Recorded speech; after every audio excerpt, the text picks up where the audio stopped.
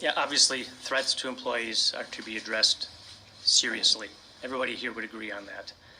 Bring that to the council. Be glad to look into solutions and put anything we can other than violating constitutional rights.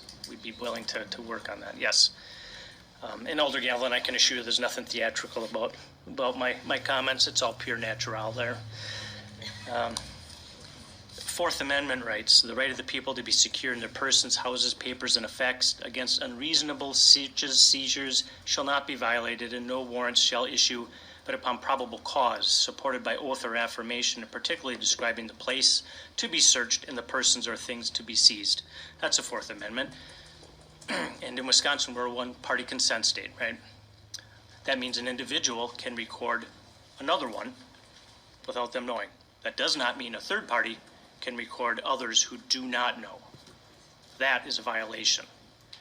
Now, on the Congress, I read this at committee, Congress.gov website, the Supreme Court has comments on this, on the CATS and reasonable expectation of privacy test in the Library of Congress.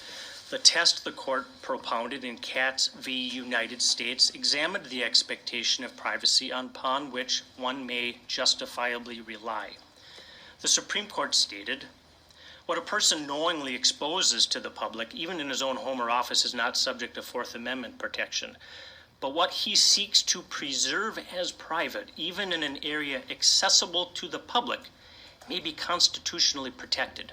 So not just because you're not in City Hall doesn't mean everything you say is just open to anybody to hear. The capacity to claim the protection of the amendment depends not on a property right in the invaded space, but upon whether the area was one in which there was reasonable expectation of freedom from government intrusion. The court usually considers whether a person is taking normal precautions to maintain privacy, that is, precautions customarily taken by those seeking to exclude others, to be significant when determining legitimacy of expectation. Justice Potter Stewart concluded, wherever a man may be, he is entitled to know that he will be free. Now, the American Bar Association has a few comments that were interesting. This concern for privacy, even in public places, is echoed by our current Chief Justice John Roberts, who wrote, quote, a person does not surrender all Fourth Amendment protection by venturing into the public sphere.